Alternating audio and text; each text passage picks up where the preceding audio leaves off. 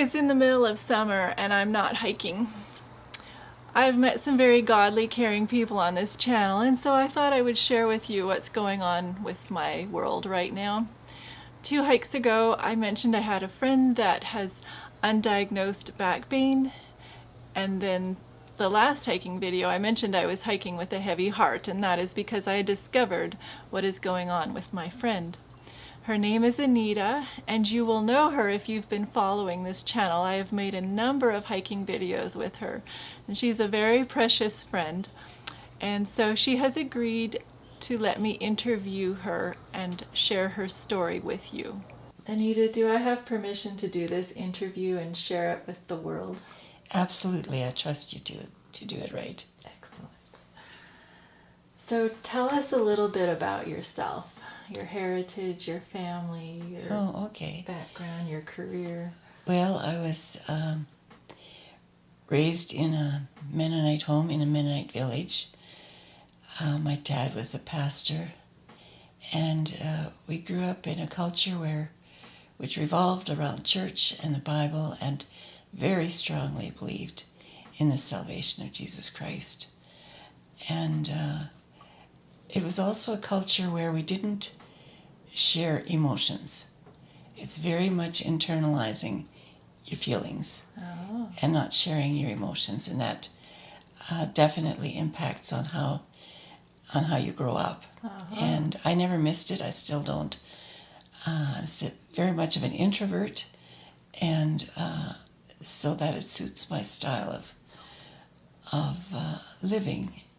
But yes, it was definitely part of the culture. Interesting. So what was your career? Well, I intended to be a school teacher. Got that upended very quickly when I decided to marry a biologist and come to British Columbia. Okay. And at that point I switched over and became a piano teacher and theory teacher, and I've had 45 years of doing that with great joy. It has been absolute pleasure to be teaching the young minds that I have touched. Oh yeah, and you are tops, absolutely. Well, it's nice to have a fan. Anita, of all my piano players that I've ever listened to in my life, she is my best. She is the best pianist. Thank you for your bias. And tell what else you did. Oh, well, in the church, terribly active. I was head of several ministries in the Baptist church we were in here, and absolutely loved working with kids. Children's club, we had about 80 children come to our church from all different denominations. So it's absolutely a delight to interact with all the parents. Yeah. Yeah, it's absolutely. And we put on such fun events for the kids. Fortunately, all of us leaders enjoyed doing them too. So it was a great time to work with kids clubs and being part of worship teams. Yeah. The highlight and the joy of my life. Oh yeah. Was part of worship teams. And lately now I have been directing a community choir. Mm-hmm. We started as a group of about 20.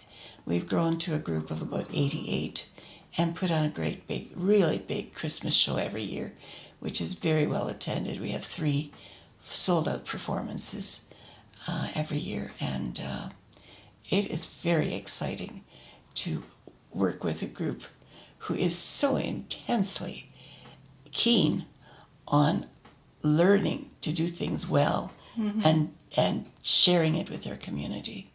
Yeah. Yeah, I've been in a few of Anita's choirs, and she's... Works you hard. It's good. You learn a lot.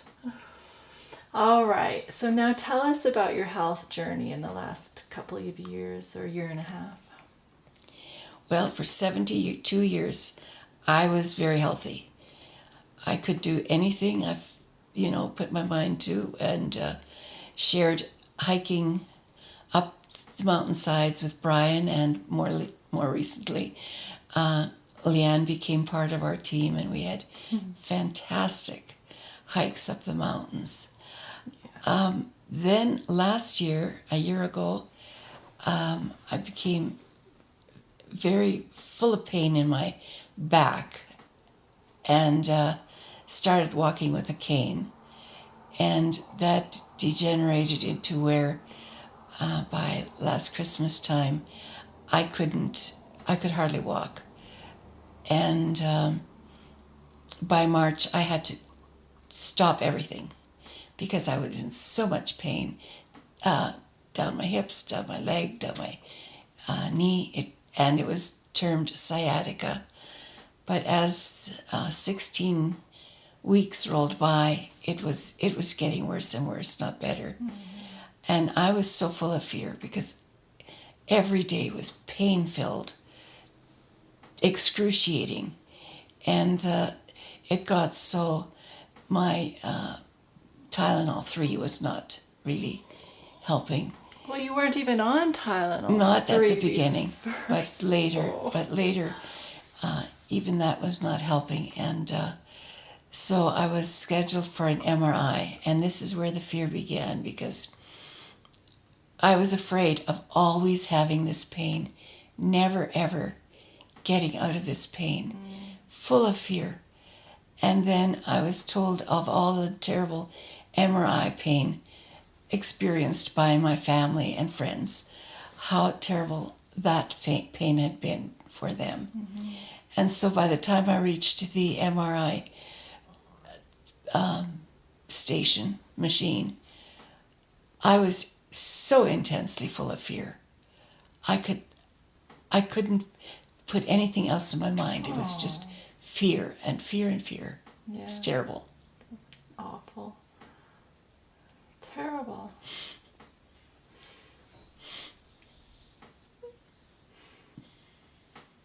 You're reliving that again? Yeah. Yeah. That fear was so intense. And then what happened next was unbelievable. It's something that I've never experienced in my life. Wouldn't expect a person to me ever receiving. Because as they pushed me into the MRI machine, they let me be on my back. So that was a huge consolation. Yeah. And then as they pushed me in, and I closed my eyes, and I realized all around me was whiteness from the machine. And gradually I realized my fear was gone. Wow. And my pain was gone. The pain was gone too? Pain was gone. The fear was gone. Oh, wow. And I knew I shouldn't move my hands or anything. At least I assumed. Yeah. And my finger wanted twitching. It wanted twitching so bad, and I didn't dare let it twitch. And I realized something outside of my finger was doing the twitching for me. Oh. Not controlling my finger, just separate. Wow. So that the twitch was relieved. And then I realized my fear is gone. My pain is gone. And I open my eyes and I'm in this white cloud. And underneath my hands are somebody else's hands holding mine. Wow. And I recognize that God is holding my hands for me. And I hear him say, let go. Just let go of everything that is in your hands. Wow. You can't do anything with it. You can't control it. It's out of your hands. You don't need to worry about that anymore. Wow. It's in my hands. It's in God's hands. Yes. And I have never, since then, lost that sense of safeness and peace. You've never been worried? No, I have not been worried. I've just been at peace. Yeah. And it is the first time in my life I understood trust. Mm-hmm. Where I let go of everything. It's not my concern. It's not my worry. Yeah. or control, Wow. and it's totally God's. And I've never felt that before. I never realized what trust meant. And that's what I cling to, is the trust God gave me in that, whatever it was, vision, it wasn't a vision. No. It was a very strong feeling Yes. and sense of reality. And the song that just entered my mind was no more fear, no more pain, no more tears, no more crying again. Yeah. And I thought, that's heaven. Yes. That's what heaven is. Yes. Absolutely. Thank you, God. Yes. I am so thrilled that God made himself known to you. Yeah, it was such a gift. Yeah. And when I share it with my family, it's a gift to them. Mm-hmm. Because they want to know that I'm at peace. Yeah. And I want to know that they're at peace. Yeah. So. And you guys will all meet in heaven. Yeah. You'll meet together in heaven. Yeah. I'm so grateful for that gift. Yeah. That happened before I even knew I had cancer. Okay. So when I got the diagnosis, I knew where it was headed. Right? Yeah. That was the reason I received that gift. Yeah. You knew things were pretty serious. Yeah. Yeah. So Anita had to have a little nap there in between, so she's awake now and we'll carry on with our questions. So Anita, can you tell us where all is your cancer? Oh my. Well, apparently it started as there's a big tumor in the lung. This is something I still cannot feel any symptoms at all. Never had any symptoms from that. That's amazing. But it has metastasized pretty much all over the body. The most significant part for me has been the way it impacted the sciatic nerve. And it has been the source of great, great pain in the back, in the groin, in the left hip, left thigh, and left knee. And huge, huge pain in that left leg there. It's also gone into the adrenal something. Yep, the adrenals. And so in order to help alleviate the pain in those areas, they gave me radiation immediately when I got to Kelowna, as well as the testing. So those have been given some radiation to shrink the tumors for the sake of pain. Then they checked the hip, and there is cancer in the bone in the hips. There's the back, the spine vertebrae have tumors. The spinal cord has it. There's lesions on the sciatic nerve. There's some in the brain, some tumors in the brain, and I'm not sure what else. It started getting overwhelming when it was all listed. So yeah, Wow. But it's the pain in the sciatic nerve that is really a huge pain for me. That's your biggest focus, is that sciatica. Yeah. Otherwise, that's amazing that your lungs, that you're not short of breath. No. And you're not a smoker. No. So honestly, you're just no secondhand smoke. Yeah. I wouldn't put up in the days when they allowed smoking in restaurants. Right. My husband would be mortified. I'd walk into a restaurant, I'd say, nope, we're not going in here. Good. It's too much smoke. So Yeah. I'd walk out. So no secondhand smoke in my work environment ever. Yeah, so it's been just a mystery. Yeah. You're just a fabulous singer and use your lungs in a major way. But yeah, well, you don't want to hear me now. I can't hold a tune. Oh yes, you can. So I feel for the singers who say they're monotone. You can be trained, but it takes work. Yeah. Yeah. Anyway, you are perfect. So, how do you feel about the doctors that did not listen to your cries for help? I just say, number one, I think COVID created a huge communication problem. Yeah, Dreadful, because you're doing this over the phone yeah, and you can't really communicate the degree of suffering you've got. I assumed it was normal. I assumed it was something I just had to get through. And so I probably didn't communicate the degree that I had. Now I know better. I know that there are more things that can be done to help the pain. yes. But I did not know that at the time. So I didn't communicate well. I just say there's no recriminations. We go on from here. Oh, That's I think the way to go for me. she's amazing because she went into the ER twice and the doctor did not give her anything. And I didn't know about it either, otherwise I would have helped She her. would have marched in there because she's been amazing to come in there and help wherever there were cracks in my care. Leanne has gone into the doctor's office and really asked them for blood test work or other things that were needed that I would not know to ask. So that has been such a huge blessing for us. Well, yes, I don't want to see you slip through the cracks anymore. All right, so you were in Kelowna.